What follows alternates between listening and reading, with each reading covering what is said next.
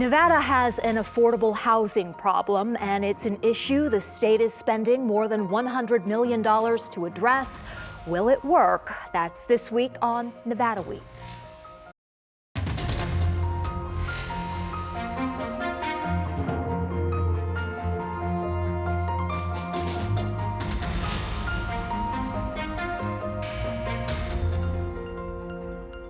Support for Nevada Week is provided by Senator William H. Herrnstadt and other supporters.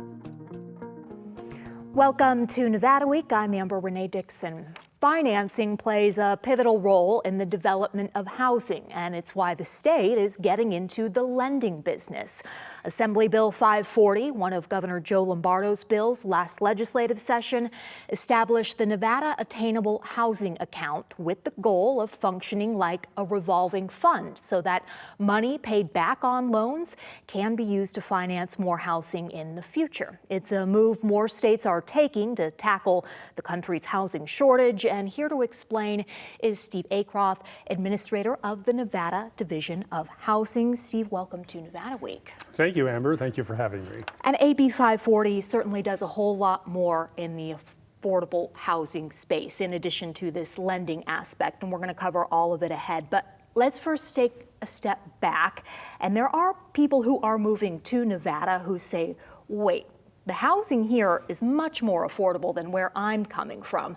How do you explain this issue to them? Well, ever since the pandemic really occurred and post-pandemic, we've seen a great influx of folks from neighboring states, from all over the country really, who see the opportunities in Nevada.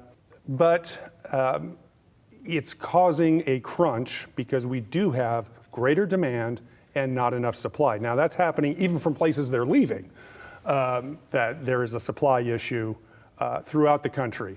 And really that was the crux of AB 540 was to increase supply for attainable funds, attainable housing for Nevadans. So it's a supply issue, and so the state partly is going to help developers build housing by giving them some financing.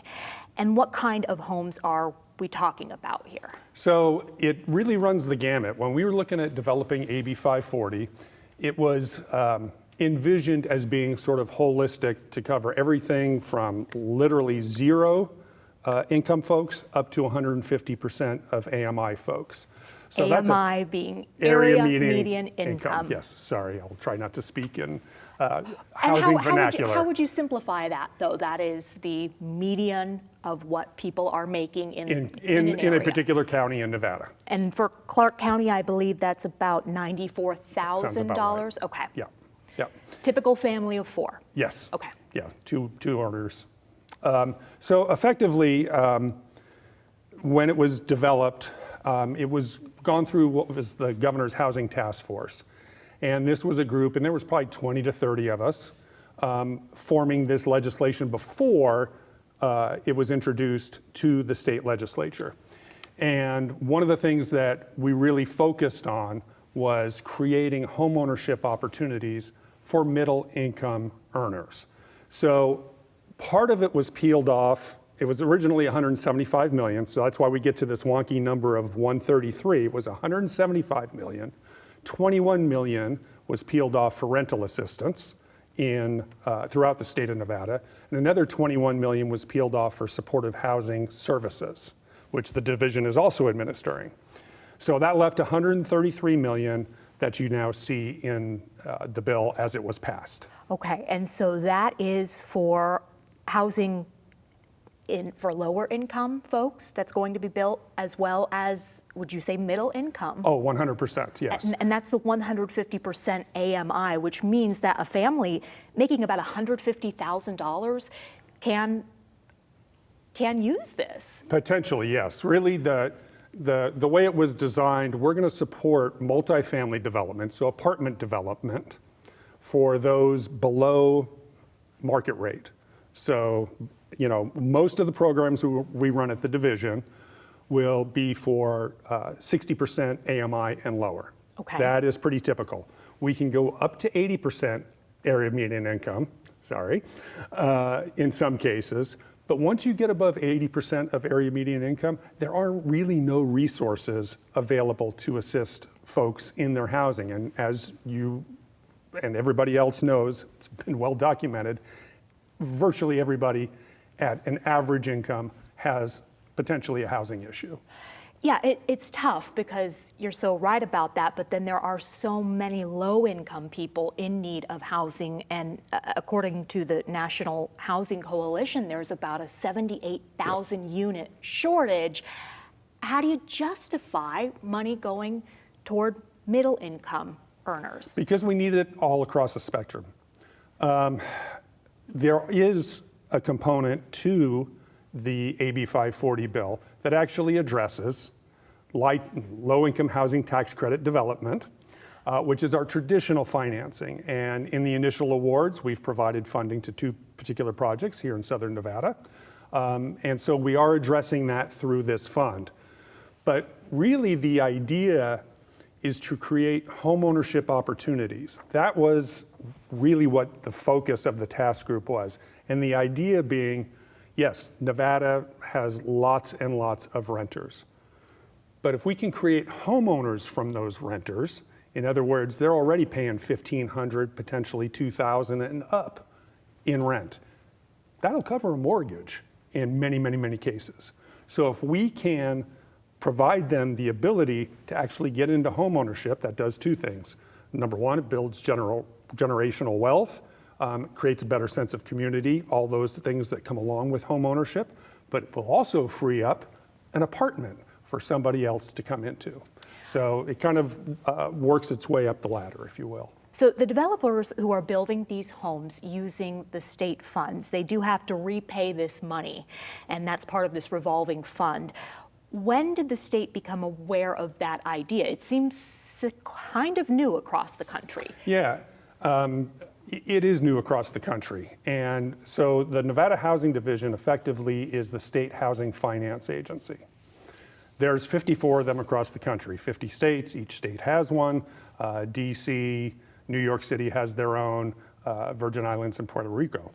So we all typically are tax credit allocators to develop that traditional affordable housing that I first mentioned, the low-income housing tax credit projects. Which is a national level.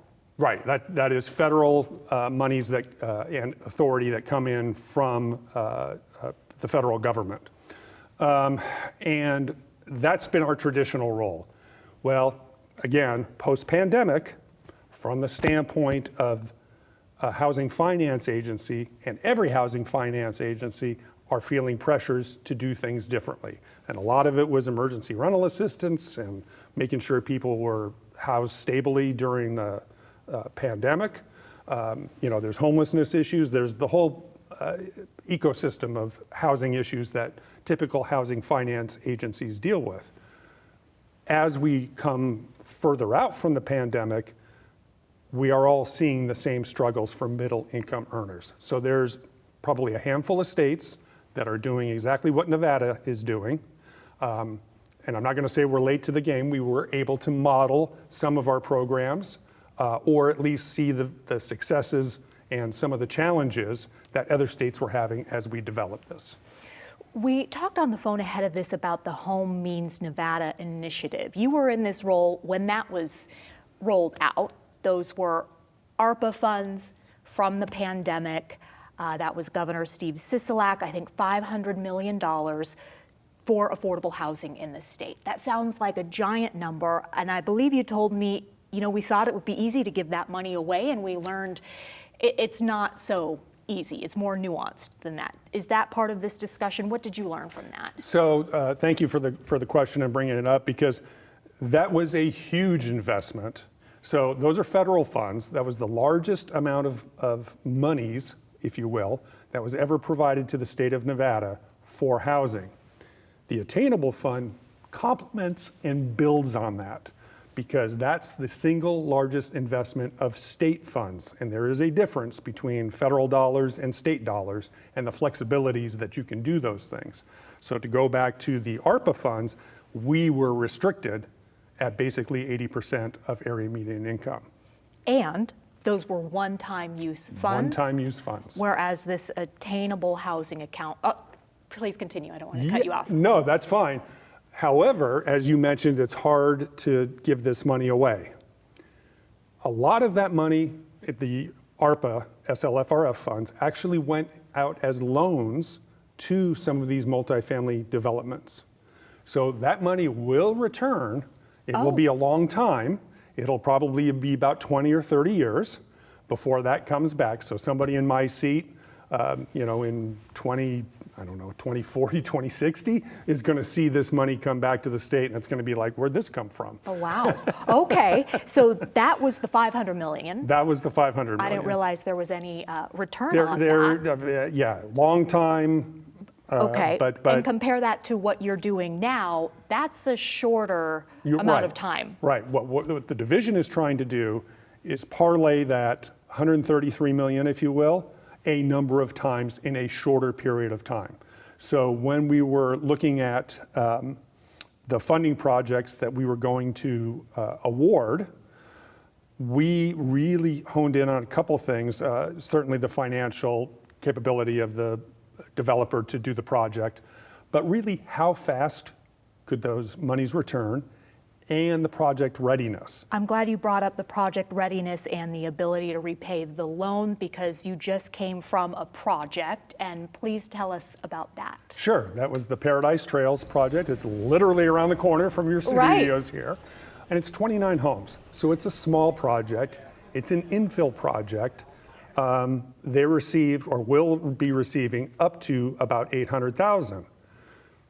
To use $800,000 to create homeownership opportunities for 29 families, to make that affordable and attainable, is a pretty good return on investment.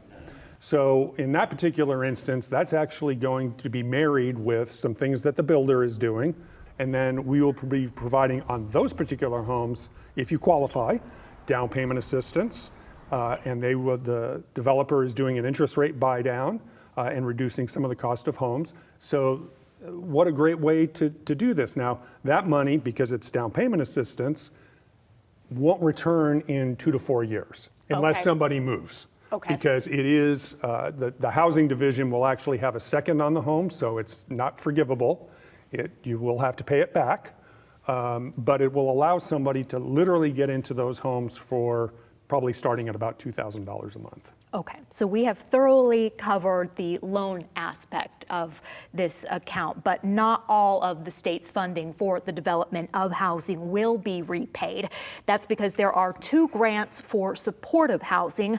One is for a Volunteers of America project in Reno, and the other is for Visions Park in Las Vegas.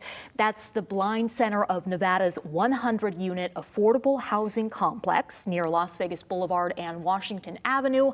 It's scheduled to open in July, and Nevada Week got to meet one of its future residents.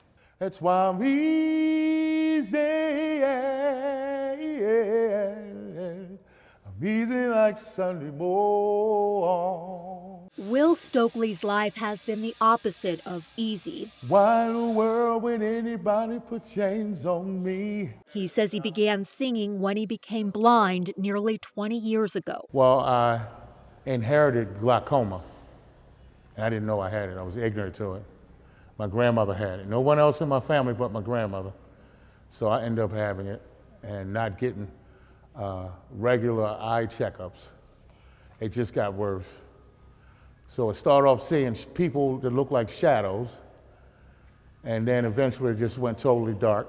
I was trying to survive blind, living where I could. Sometimes I had to sleep on people's floors, and anybody that could help me, because when I lost my job, I used all my savings, so here I am. Will says the Blind Center helped him learn how to live without his sight and found him housing he could afford. After they helped me get the place, they showed me the ropes on how to maneuver blind. I got to meet some other members that made me feel a lot more comfortable.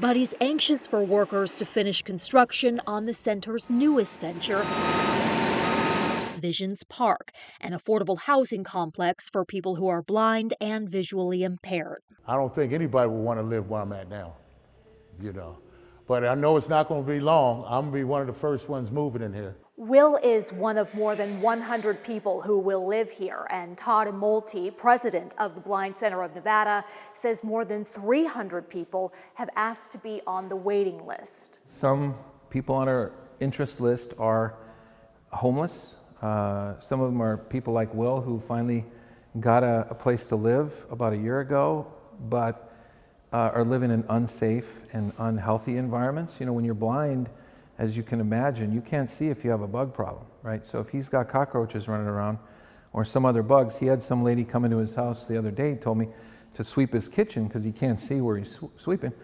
And she told him, you have a bug problem. You need to talk to the landlord here. And so, you know, again, imagine that times, you know, a bunch of people who are living below the extreme poverty level, who are making a Social Security check, trying to make a living. As we know, for all of us, the rents and mortgages have gone up in our community, and you know, we're one of the states with the lowest available affordable housing in the country. But Molte says that's changing and points to the multiple sources of funding for Visions Park, including federal, state, and local dollars. So the jurisdictions all have their oars in the water here, and so they're all trying to fix this housing problem, and it's going to take a while, but with this kind of an impact and this kind of a story to say, hey, what can we do as a collaborative effort to get this done? This is a story that'll last forever. The Blind Center not only owns the land underneath Visions Park, but sits right next to it as well. It's been proven that nationally, when you can add supportive services to housing, it makes the life of an individual better.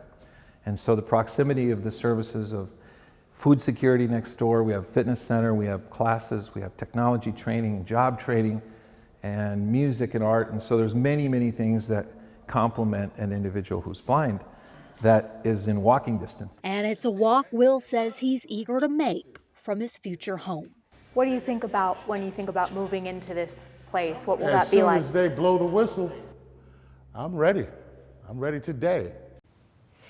So that's 100 units, but as we mentioned earlier, there's a need for 78,000 units in the state for extremely low-income households. And so when I asked at the beginning of the show, will this bill work to solve the affordable housing issue? I guess I know the answer, and that's no, right? Yeah, it's not a panacea for everything that ails us. One at a time, you know, if we can help Will get into housing, great. And I heard that they have a 300-person waiting list. We know that we have a problem of huge proportions. But you got to start somewhere. You got to start doing things. You can't just throw up the white flag and say, this isn't going to work. So we continue to butt our heads against walls. We continue to try to push through those walls using all kinds of interesting and different things that we can. There is an aspect of affordable housing development that deals with financing, where these are built, and then after a certain amount of time, they can become market rate housing. Whoever owns them can say, I'm going to now charge what a regular apartment complex would charge, for example. How are you preventing that from happening with the units that you are financing? So there's a couple ways that we do that. And what you're really referring to is our traditional low-income housing tax credit properties. The first thing is, if they sign with the division, if the division is providing them debt financing, they have to be affordable for 30 years. Depending on the program they go through, potentially up to 50 years. So there's a 30 to 50 year secure, it's going to be affordable. They can get out per federal law at 15 years if they choose to. The division has, when we issued the tax credits at the very beginning, at the outset, requires that developer to waive the right to do that. So the only way that a developer is not going to meet that 30-year criteria is if they foreclose, the property gets foreclosed upon. And they get into some financial troubles, things of that nature. Very rarely happens. These are really, really safe investments, and they are investments for the investors, the developers, and the state. So, and then we'll come through, typically at about 15 to 20 years working with the development community to preserve those. And so sometimes it's what we call preservation and rehabilitation, where we'll come through, we'll provide additional tax credits, which will incentivize them to go for another 30 years. So we have a couple of tools in our tool belt. They're limited because of the federal funding that is provided. And then we also have gap funding, and we've historically used things like state tax credits, which we'll be out of. So we're going to go to the next legislative session saying, hi, can we have some additional state tax credits? We were allocated $40 million in 2019. We didn't even effectuate those because of the pandemic, because they're a hit against the general fund. But in the past, this upcoming year and the previous 3 years, we'll have expended all of those tax credits. And I nearly forgot one of the most obvious questions. What about tariffs? How are they impacting these developments? So we've seen it, not just tariffs, interest rates, land costs, virtually everything that comes down the pike is kind of going against the tide, if you will. That's the world we live in. So yes, we try to be as judicious as we can when we underwrite a project and make sure it works. The developers are savvy, and the developers who typically play in with the state and the federal government, particularly in the tax credit program, they're incredibly smart because it's a different kind of development than what a traditional market rate developer will do. And thank God we have them, because it is a little bit burdensome, but the mission is right. So that's not to put shade on those developing any kind of housing. But in the affordable space, you kind of have to have a passion for it. It's complicated. It's extraordinarily complicated. So we see those, whether it's tariffs, whether it's interest rates, we're trying to work through that all the time. And it's the game we have to play. All right. Steve Acroft with the Nevada Division of Housing, thank you for joining Nevada Week. We hope to have you back on. Thank you, Amber.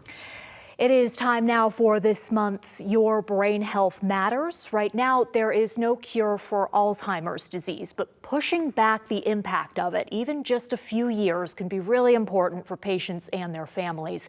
Nevada Week recently visited the UNLV Department of Brain Health, where Dr. Jeff Cummings explained how a new category of drugs known as anti-amyloid therapies can delay some of the more severe symptoms of Alzheimer's.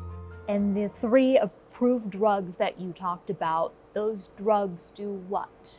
They use the body's own immune system to remove the abnormal protein that accumulates in the brain in Alzheimer's disease. So there's a cell that keeps germs out of your brain, and we trick that cell into thinking that the protein of Alzheimer's disease is foreign and should be removed. So to be clear, they are not cures, those drugs, but they are preventing, or they are slowing? How would you describe what they do? They slow the disease by about 30%. So what we can see is that at the end of an 18-month trial, the patients who received treatment were 5 months better off than the patients who did not receive treatment. So if you translate that into several years of therapy, you have more time to drive, more time to be autonomous, more time with the grandchildren, more time to travel, to do all the things you want to do when you're in your later years of life. When someone is found to have Alzheimer's, what are the treatments available to them, and what does that process look like? When someone is confirmed to have Alzheimer's disease, and you know that we have new blood tests that help us with that process, then one would enter the discussion based on how severe the symptoms were. If the patients had very mild symptoms, they would be at least offered these new types of drugs that remove the protein from the brain. If they were in more advanced stages of the disease, we have drugs, pills, that improve temporarily the memory of the individual involved. What side effects exist with these treatments? There's one type of side effect that we are particularly concerned with, and that has to do with leaky blood vessels. As we remove the protein from the brain with the drug, we also remove that same protein from the blood vessel, and that allows it to leak for the first few months after we introduce the drug. So a few patients develop swelling of the brain and sometimes even blood in the brain through this kind of vessel opening. And that's why we do several MRIs early in the course, because those vessels heal, and therefore that process, that side effect, is limited to the early phase of initiating the therapy. We can manage that successfully in almost all patients, but only if we monitor it and manage it appropriately. Dr. Cummings says one of the biggest barriers to patients getting these drugs is a lack of knowledge by physicians and also how complex it can be to administer them. Trials are already underway on the next generation of these drugs, and they aim to cut down the amount of time a patient is required to take them and reduce side effects. That is all for this week's edition of Nevada Week. Thank you for joining us, and for any of the information discussed in this show, including a link to the Blind Center of Nevada and the state's housing division, go to vegaspbs.org, and we'll see you next week on Nevada Week.